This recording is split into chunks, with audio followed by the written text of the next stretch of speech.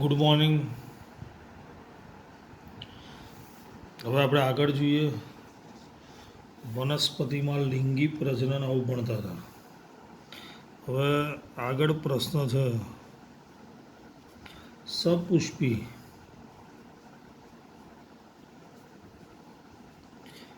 વનસ્પતિમાં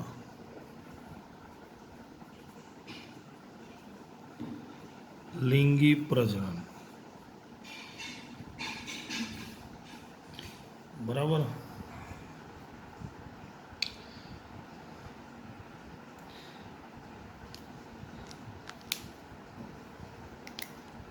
આગળ આપણે પ્રજનન અંગો ભણી ગયા વનસ્પતિના, પુંકેસર અને સ્ત્રીકેસર.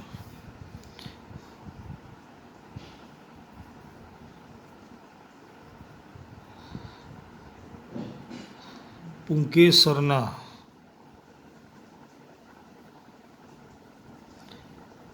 પરાગાશયમાં પરાગરજનું નિર્માણ થાય છે. પુંકેસર જે હતું એના પરાગાશયમાં પરાગરજનું નિર્માણ થાય છે.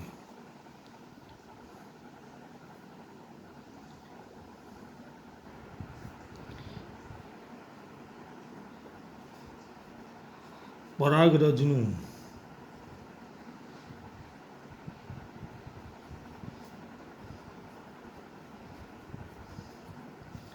પરાગાસનમાં, પરાગાસન ક્યાં હોય છે? સ્ત્રીકેસરમાં.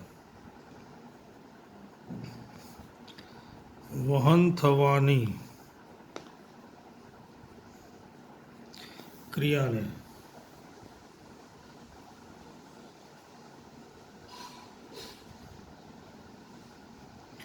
પરાગનયન કહે છે.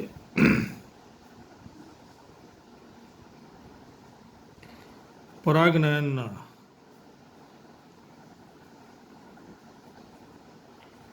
બે પ્રકાર છે.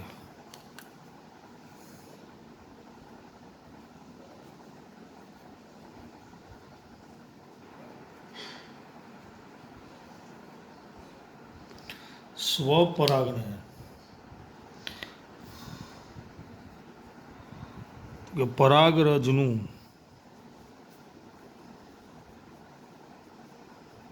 સ્થાનાંતર એક જ પુષ્પમાં થાય.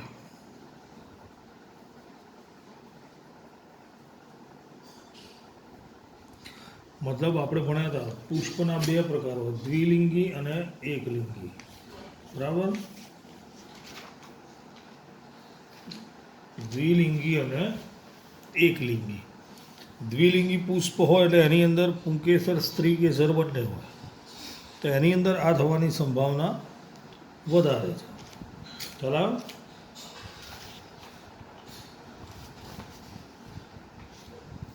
સમજ પડી દરેક જણને? ચલો હવે બીજું આવશે પરપરાગનયન.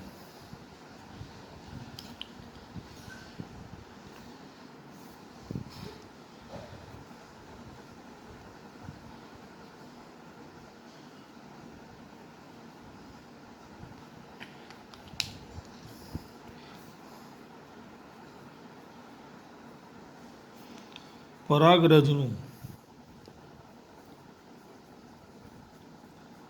સ્થાનાંતર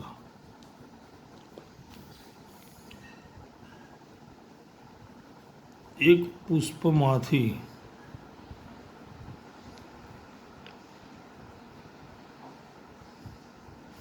બીજા પુષ્પમાં થાય છે. એકલિંગી હોય એટલે એમાં આવું થાય લગભગ. બરાબર. હવે પ્રશ્ન એ છે, પરાગરજનું સ્થાનાંતર થાય છે, તો પરાગરજ સજીવ તો છે નહીં કે એની જાતે જ હશે, તો એ કેવી રીતે થશે?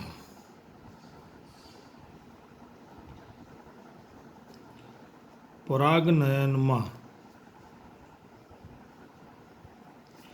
પવન,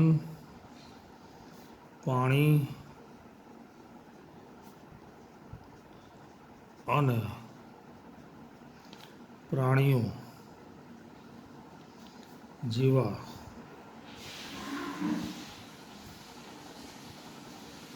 વાહકો દ્વારા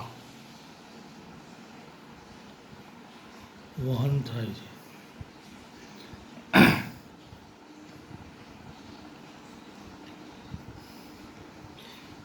પરાગરજ દ્વારા ઉત્પન્ન થતો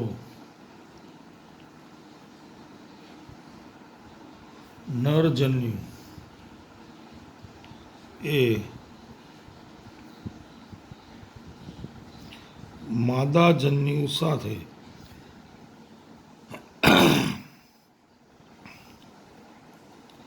જોડાય છે, જેને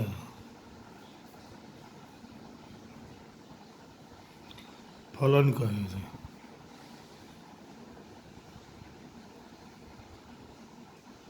આ ક્રિયાને અંતે ફલિતાંડ બને છે.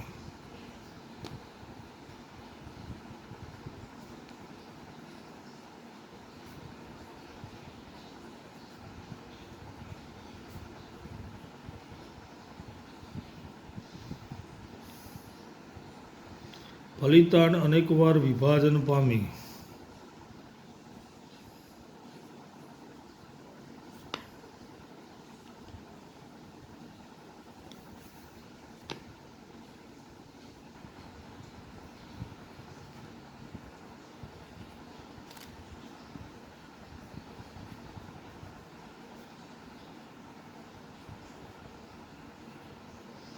ભ્રૂણ બનાવે છે.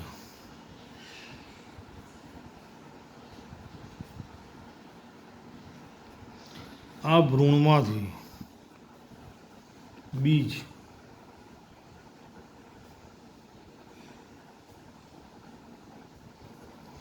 અને બીજમાંથી નવા છોડ તરીકે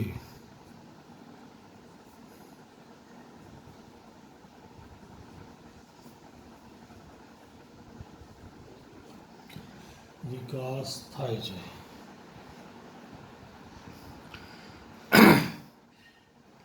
ચલો, સૌથી પહેલાં શું કીધું? 3 માર્ક્સનો આઈએમપી પ્રશ્ન છે. પુંકેસરના પરાગાશયમાં પરાગરજનું નિર્માણ થાય છે. પરાગરજનું પરાગાશનમાં વહન થવાની ક્રિયાને પરાગાશન પર વહન થવાની ક્રિયાને પરાગનયન કહે છે. 2 પ્રકાર છે: સ્વપરાગનયન, પરપરાગનયન. પરાગરજનું સ્થાનાંતર એક જ પુષ્પમાં થાય, એક પુષ્પમાંથી બીજામાં થાય. આ વહન શેના દ્વારા થાય? પવન, પાણી અને પ્રાણીઓ એટલે કીટકો દ્વારા. નરજન્યુ માદાજન્યુ સાથે જોડાય, જેને ફલન કહે છે. આ ક્રિયાને અંતે ફલિતાંડ બને છે. ફલિતાંડ અનેકવાર વિભાજન પામી ભ્રૂણ બનાવે છે. આ ભ્રૂણમાંથી બીજ અને બીજમાંથી નવા છોડ તરીકે વિકાસ થાય છે. હવે આવશે મનુષ્યમાં. સૌથી પહેલું આવશે યૌવન આરંભ એટલે શું?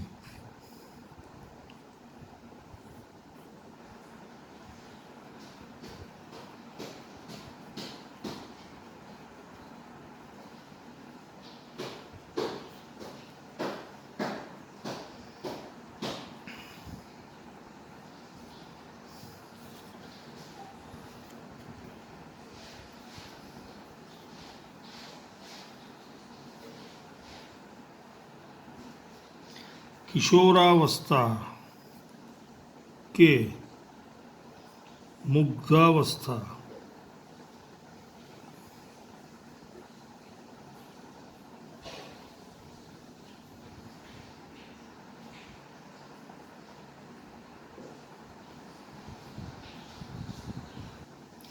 કિશોરાવસ્થા કે મુગ્ધાવસ્થાના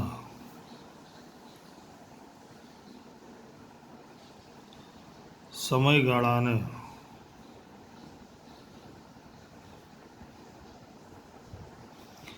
યૌવનારંભ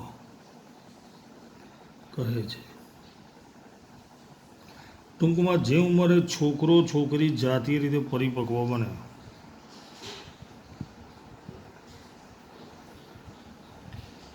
જે ઉંમરે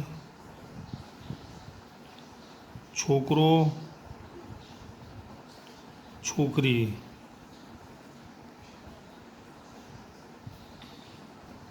જાતીય રીતે પરિપક્વ બને તેને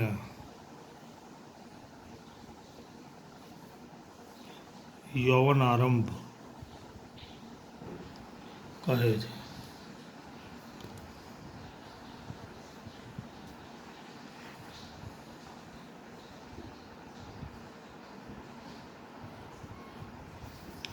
ચલો, કિશોરાવસ્થા દરમિયાન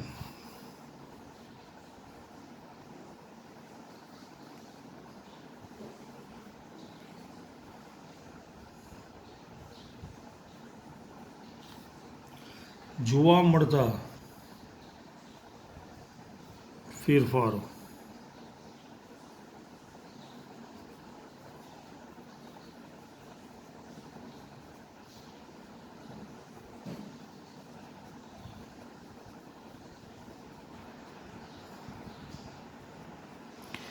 હવે ફેરફારો બે પ્રકારના હોય છે. એક ફેરફાર એવા હોય છે કે જે છોકરા છોકરી બંનેમાં કોમન હોય, બંનેની અંદર એ ફેરફાર થશે. અને કેટલાક ફેરફાર એવા હોય જે છોકરાઓમાં અલગ હોય, છોકરીઓમાં અલગ હોય. હવે બંનેની અંદર સરખા ફેરફાર જોવા મળે એને સામાન્ય ફેરફાર કહીશું, અને અલગ અલગ જોવા મળે તેને જાતીય ફેરફારો કહીશું. શું કહીશું? જાતીય ફેરફારો. આ સામાન્ય ફેરફારોની વાત છે. પહેલું આવશે બગલ અને જાંઘની વચ્ચેના વિસ્તારમાં વાળ ઉગે છે.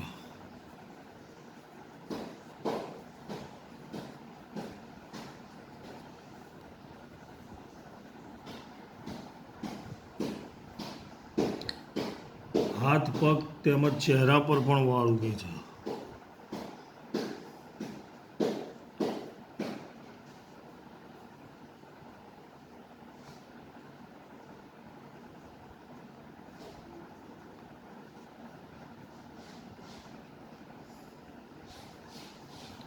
ત્વચા તૈલી બને છે.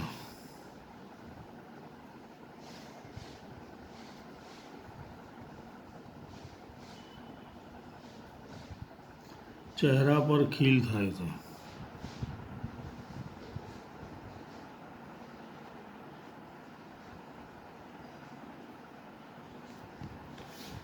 સમજ પડી? આ કેવા ફેરફારો કહેવાય છે બંનેની અંદર થાય, એટલે આપણે એને કહીએ સામાન્ય ફેરફારો.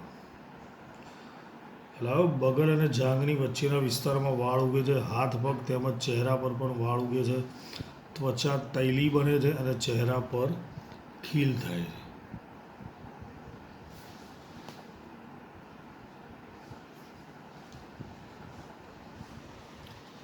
ચલો, એના પછી જોવા મળતા જાતીય ફેરફારો.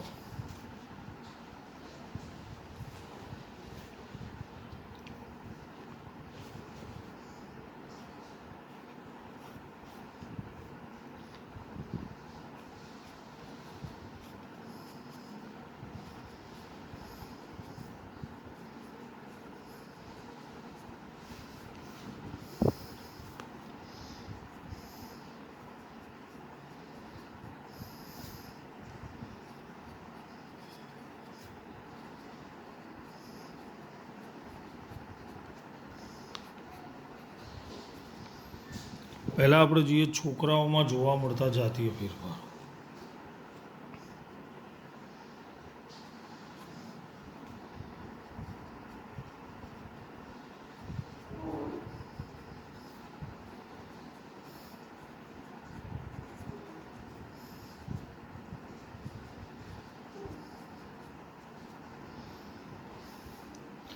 પહેલાં તો અવાજ ભારે થવો.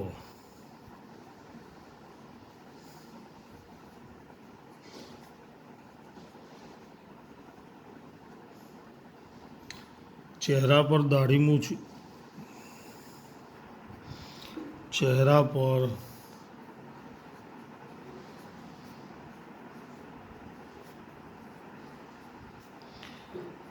ઉગવાની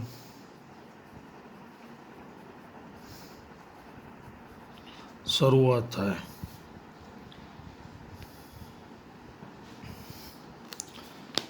શુક્રપિંડમાં શુક્રકોષો ઉત્પન્ન થવાનું શરૂ થાય.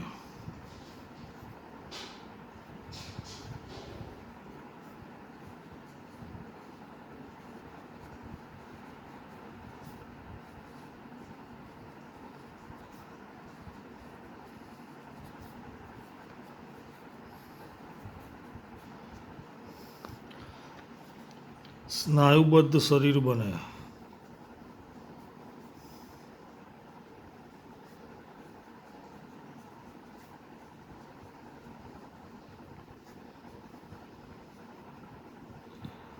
વિજાતીય પ્રત્યે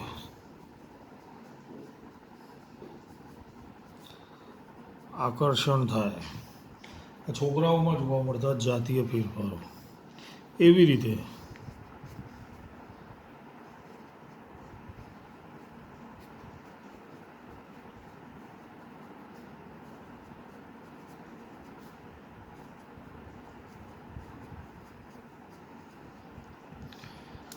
અવાજ તીણો બને.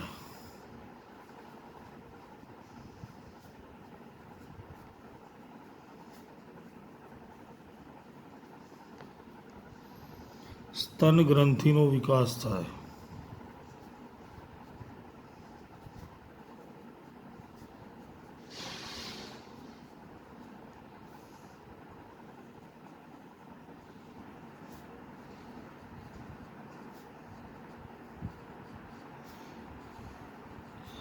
અને તેનું કદ વધે.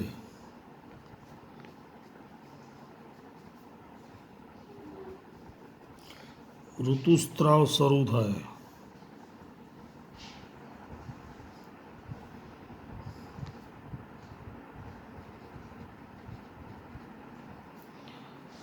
અંડપિંડમાંથી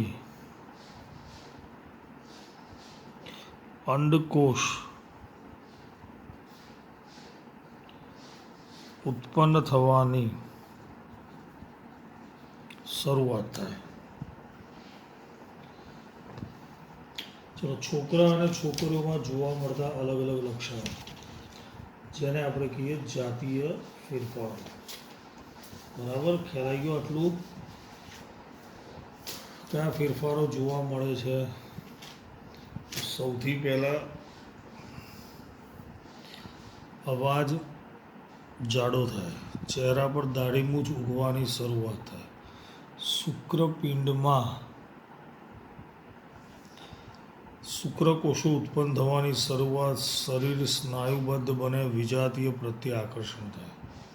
છોકરીઓમાં અવાજ તીણો થાય. સ્તન ગ્રંથિનો વિકાસ થાય. તેનું કદ વધે. ઋતુસ્ત્રાવ શરૂ થાય. અંડપિંડમાંથી અંડકોષ ઉત્પન્ન થવાની શરૂઆત થાય છે. ઓકે, ચલો હવે આગળ આવશે પુરુષનું પ્રજનન તંત્ર.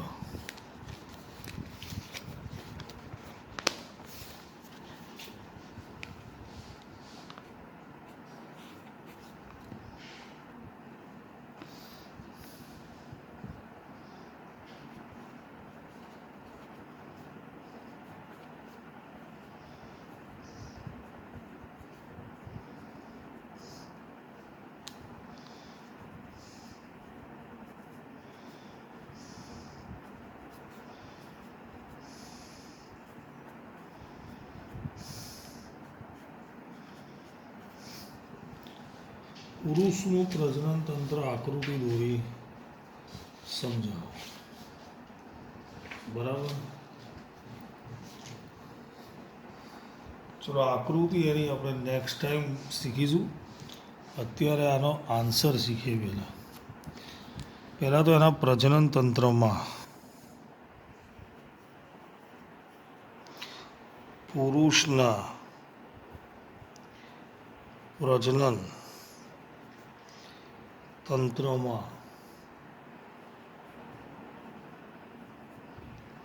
શુક્રપિંડ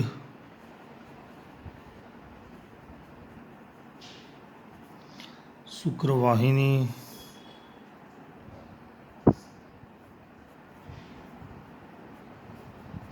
શુક્રાશય શિશ્ન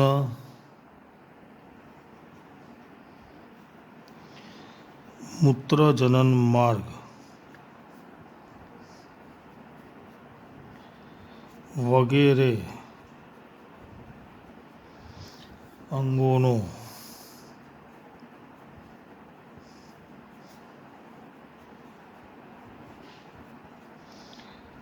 સમાવેશ થાય છે.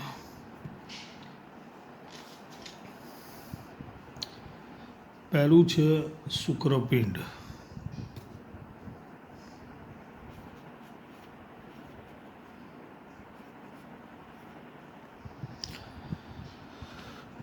શુક્રપિંડ ઉદર ગુહાની બહાર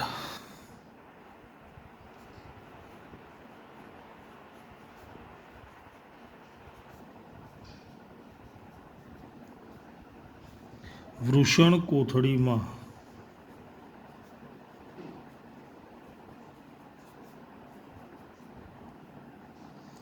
ગોઠવાયેલા છે.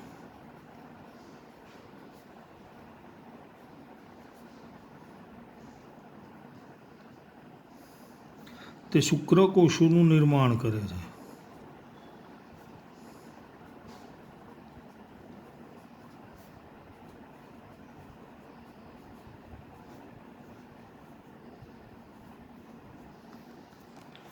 વૃષણ કોથળીનું તાપમાન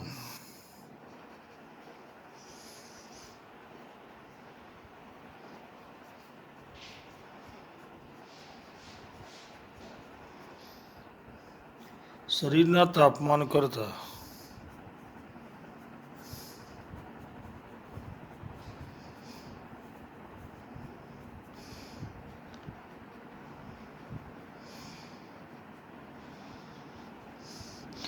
ઓછું હોય. બીજું, તે નર જાતિ અંતઃસ્ત્રાવ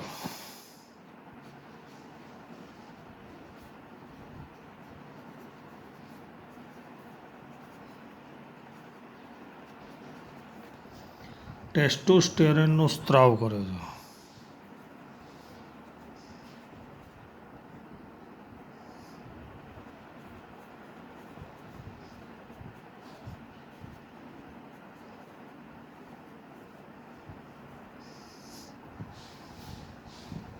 બરાબર. ચલો, ઉદર ગુહાની બહાર વૃષણ કોથળીમાં હોય છે. શુક્રકોષોનું નિર્માણ કરે છે. વૃષણ કોથળીનું તાપમાન શરીરના તાપમાન કરતાં ઓછું હોય. તાપમાન ઓછું હોય તો જ શુક્રકોષો ઉત્પન્ન થશે. બીજું, શુક્રપિંડને નર જાતિ અંતઃસ્ત્રાવ ટેસ્ટોસ્ટેરોનનો સ્ત્રાવ કરે છે.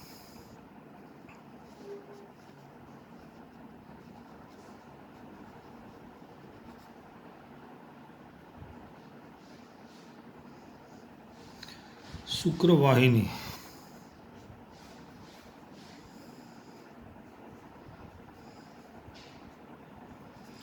શુક્રપિંડમાંથી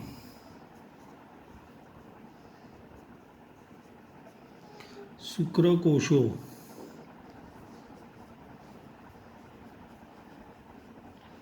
શુક્રવાહિનીમાં જાય છે.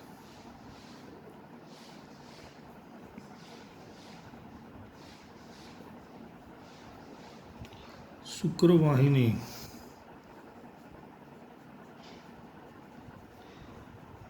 મૂત્રાશયમાંથી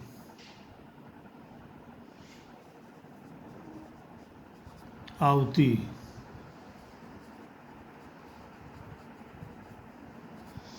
મૂત્રવાહિની સાથે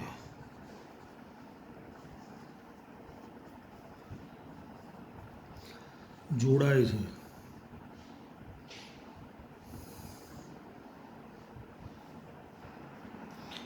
જેથી મૂત્ર અને શુક્રકોષોને સંયુક્ત વહન કરે છે.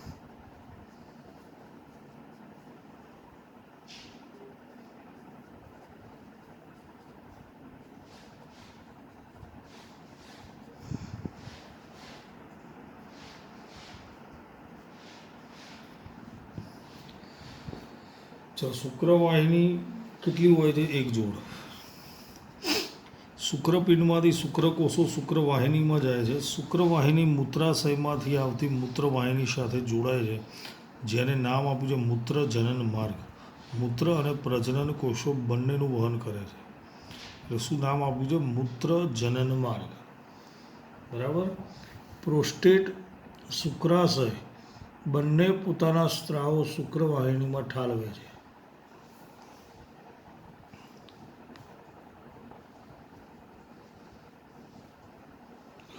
પ્રોસ્ટેટ અને શુક્રાશય આ બંને ગ્રંથિઓ છે.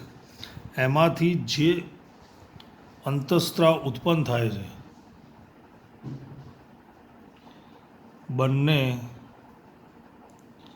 પોતાના સ્ત્રાવો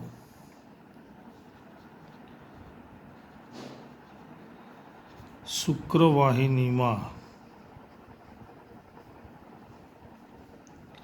ઠાલવે છે, જેથી તેનું સરળતાથી વહન થાય છે.